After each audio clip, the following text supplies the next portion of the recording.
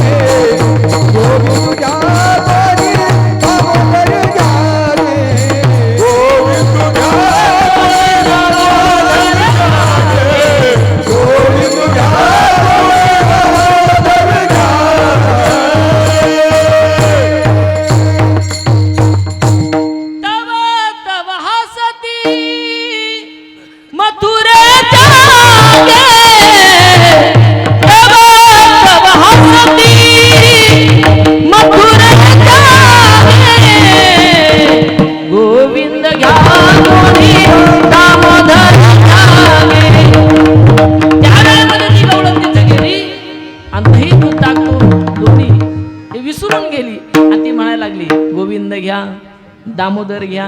त्या बाकीच्या गवळणी हसायला लागल्या. म्हटलं हिनं डेऱ्यामध्ये विकायला काय आणलंय, हिने आवाज कशाचा देते. त्याला म्हणतात अवस्था. ज्याला काय म्हणतात अवस्था. देवाला तिनं पाहिलं आणि देवाला तिनं पाहिल्याबरोबर भगवंतच तिच्या चित्तामध्ये बसला. महाराज त्याचे वर्णन खूप गोड करतात. कोणी एक भुलली नारी आणि विकिता गोरस घ्या म्हणे हरी. एक अशी महाराज सांगतात एक अशी गवळण होती, ती देवाच्या दर्शनासाठी गेली आणि तिनं देवाला पाहिलं. विकिता गोरस घ्या म्हणे हरी. हे कशामुळे झालं त्याचा परिणाम जातात. देखला बैसला म्हणे. डोळ्यानं पाहिला आणि भगवंत चित्तामध्ये जाऊन बसला आणि जो चित्तामध्ये बसला तोची वदनी उच्चारी. हो, बऱ्याचशा लोकांची अशी कंप्लेंट असते. बरीचशी लोक म्हणतात महाराज अहो आम्हाला पण वाटतं हो बसताना रामकृष्ण हरी म्हणावा, उठताना रामकृष्ण हरी म्हणावा, एखादा माणूस भेटला तर रामकृष्ण हरी म्हणावा, कामामध्ये काही काम करता करता रामकृष्ण हरी म्हणावा, पण तोंडामध्ये रामकृष्ण हरी येतच नाही. याचं कारण तुम्हाला सांगू. कारण ज्याच्याच मुखातून रामकृष्ण हरी येईल, ज्याच्या अंतकरणामध्ये भगवंत बसलाय, ज्याच्या चित्तात देव बसलेला आहे, ज्याच्या चित्तामध्ये देवच बसलेला नाही, तो त्यामुळे तो मुखातून तो बाहेर येऊ शकत नाही. महाराज म्हणतात देखिला डोळा बैसला मणी. देव मनामध्ये बसावा लागतो, तो मनात बसल्यानंतर तो मुखातून काय होतो बाहेर येतो. विठाला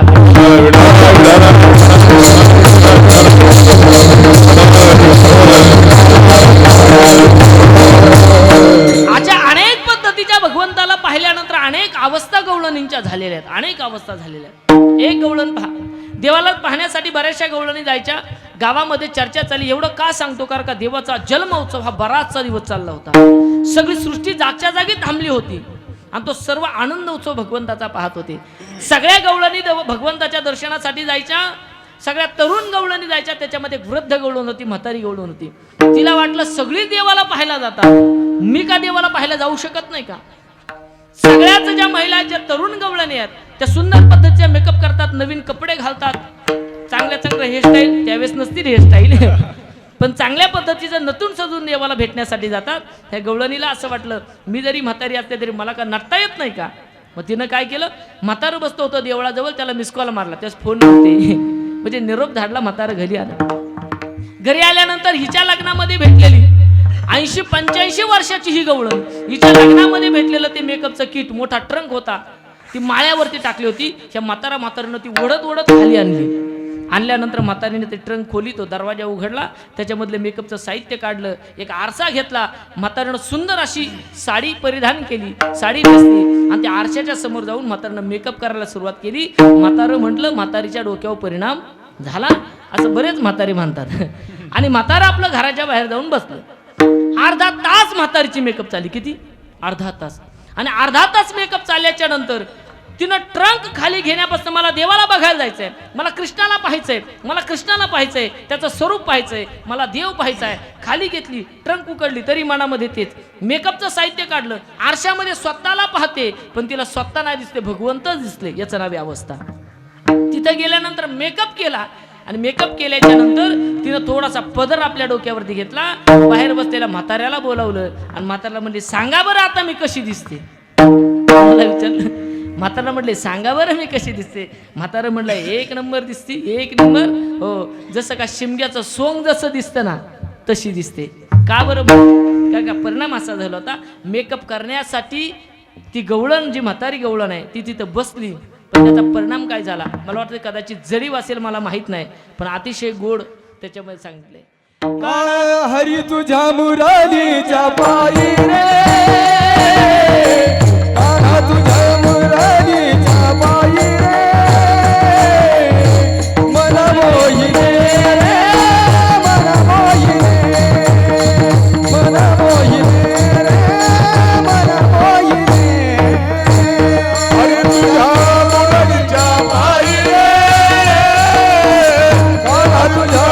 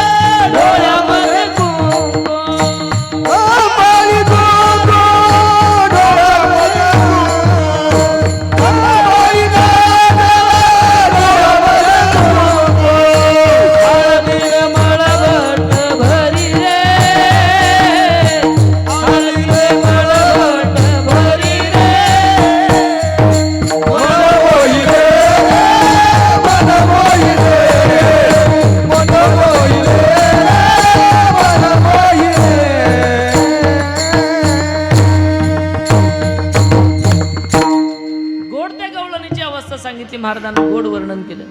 महाराज म्हटले मुळामध्ये मेकअप करायला बसल्याच्या नंतर कपाळाला काय लावतात? कपाळाला महिला मंडळ टिकली ना, टिकली पण लावतात, पण कपाळाला काय लावतात? कुंकू.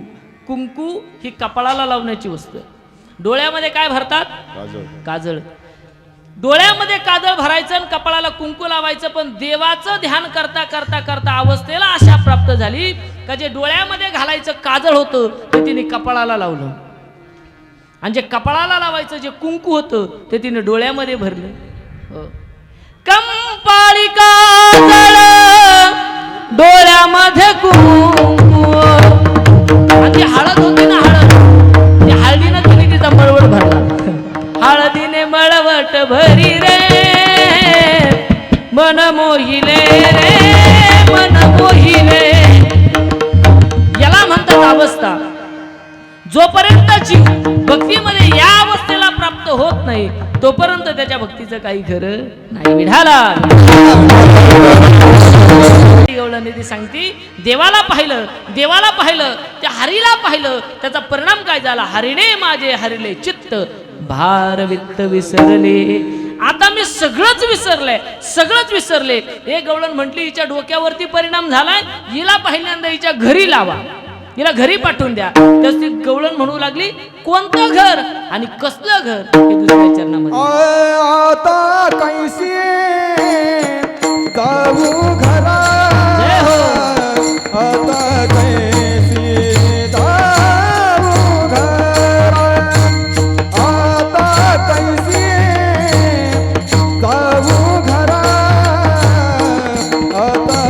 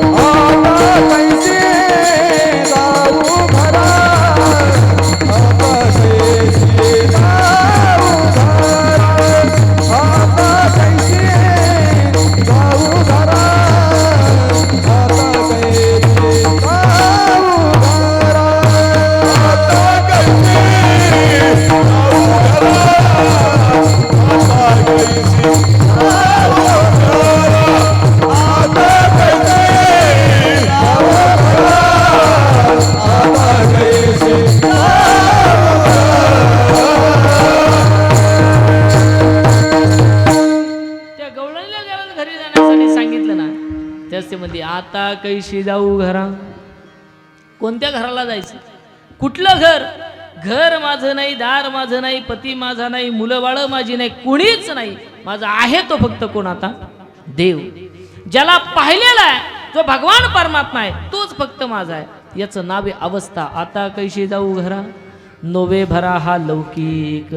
संसारातला पती, मुलं बाळ, मान प्रतिष्ठा, लौकिक, हे सगळे हा लौकिक दृष्ट आहे, हा बाहेरचा. हो, हे सगळं बाहेर वरपांग दिसते महाराज मातात, पण मूळ जो परमार्थ आहे तो भगवंत, तो चित्तामध्ये बसला पाहिजे. असा आनंदोत्सव गोकुळामध्ये साजरा आहे.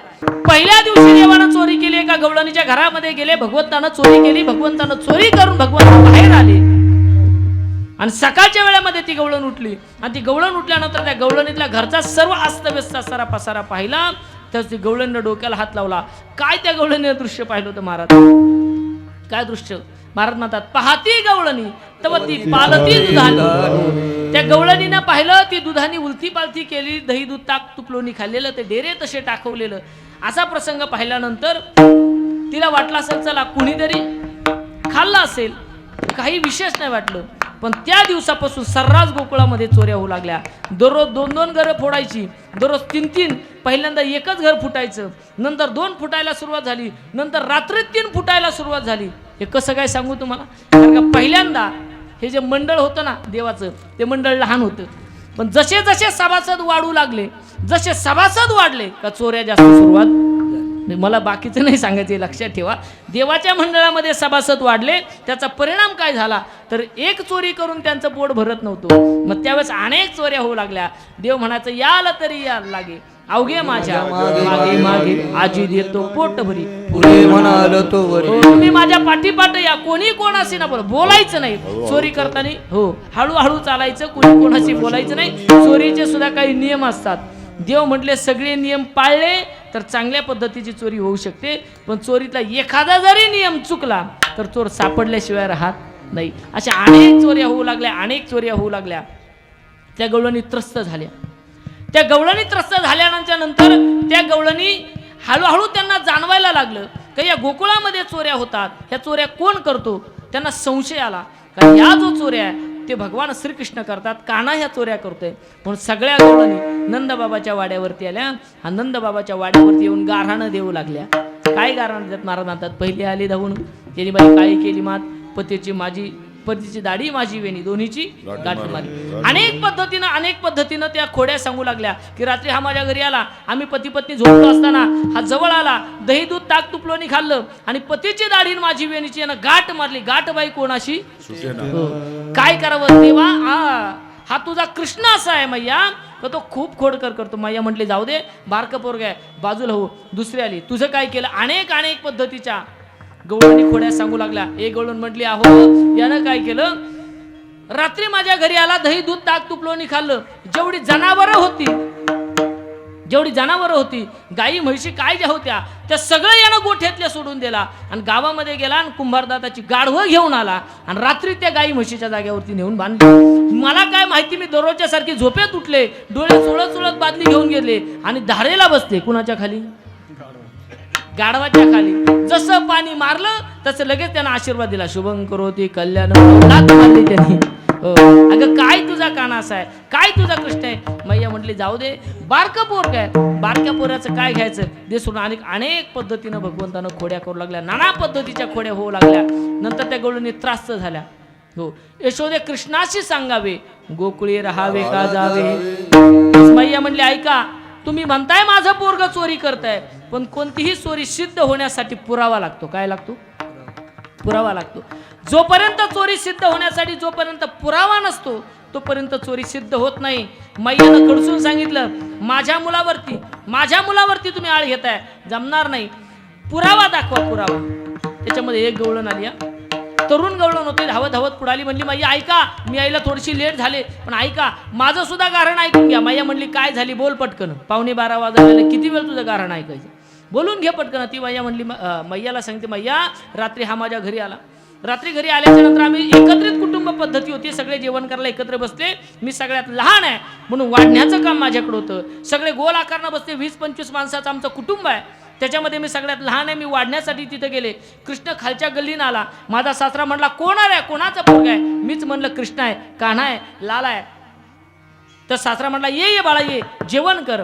यानं जेवण नाही केलं. मैया हा सगळ्यांच्या मधून आला आणि मी जिथं उभं होते ना माझ्या जवळ येऊन उभा राहिला. मैया म्हटली ठीक आहे, बारकं पोरग आहे, पुढे बोल काय झालं. मैया फक्त शेजारी येऊन उभा राहिला नाही, मी वाढण्यासाठी खाली वाकले, यानं गळ्यात माझे हात घातला. मैया म्हटले जाऊ दे ग, अगं बारकं पोरग आहे, घातला गळ्यामध्ये हात. तर का घातला गळ्यामध्ये हात. मैया एवढं करून तो थांबला नाही. मी वाढण्यासाठी खाली वाकले, माझ्या गळ्यामध्ये यानं हात घातला आणि माझ्या डाव्या गाळाची. ज्या वेळेमध्ये हे दृश्य झाल्याच्या बरोबर माझ्या सासऱ्याच्या मिशा खटकन खाली झाल्या. हे चाललंय काय. आणि त्या दिवसापासून गावामध्ये त्याच्याविषयी माझ्याविषयी कुजबूज सुरू झाली. लोक काही पण म्हणायला लागली. मैया म्हणली येडे तुझं वय किती ग. ती म्हणली माझं वय 21व्या वर्षी माझं लग्न झालं आणि आता लग्न होऊन 4 वर्ष झालंय. म्हणजे या गवळणीचं वय किती आहे 25. मैया म्हणली तुझं वय 25. हो, आणि माझ्या बाळानं तुझ्या गालाचा पप्पी घेतली किंवा मुका घेतला म्हणून लोक चर्चा करतात. माझ्या बाळाचं वय काय माहितीये. 5 वर्षाचे माझे बाळ, 5 वर्षाचे माझे बाळ, 5 वर्षाचे माझे बाळ, 5 वर्षाचे माझे बाळ.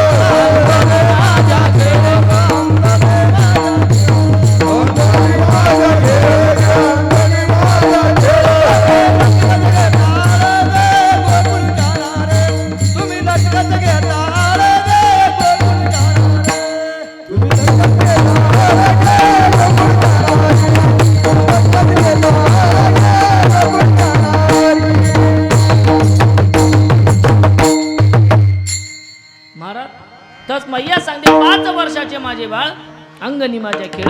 अरे 5 वर्षाचं त्याचं वय आहे. आणि तू काही पण सांगू लागली. तिला दिली पाठवून. पण एक गोष्ट सांगू तुम्हाला, नंदबाबाच्या वाड्यावरती गाऱ्हाणं देण्यासाठी कोणत्या गवळण येतो ते माहितीये का? अद्याप भगवान परमात्मा ज्याच्या घरीच गेला नाही ना, ज्या गवळणीच्या, ती गवळणी वाड्यावरती गाऱ्हाणं देण्यासाठी सगळ्यात पुढे असायची.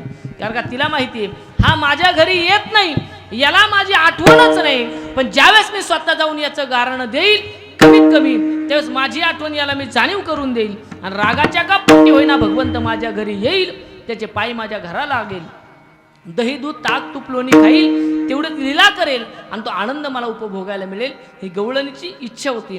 म्हणून गवळणी गारणं देण्यासाठी जायची. विठाला म्हटली माझ्या कानाला चोरी केली म्हणता, पण माझा एकटाच काना चोरी करतो का?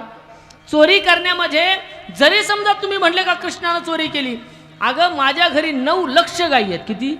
9 लक्ष गायी आहेत. माझ्या घरी जर 9 लक्ष गायी आहे तर माझ्या मुलाला दह्याची दुधाची चोरी करण्याची गरज काय?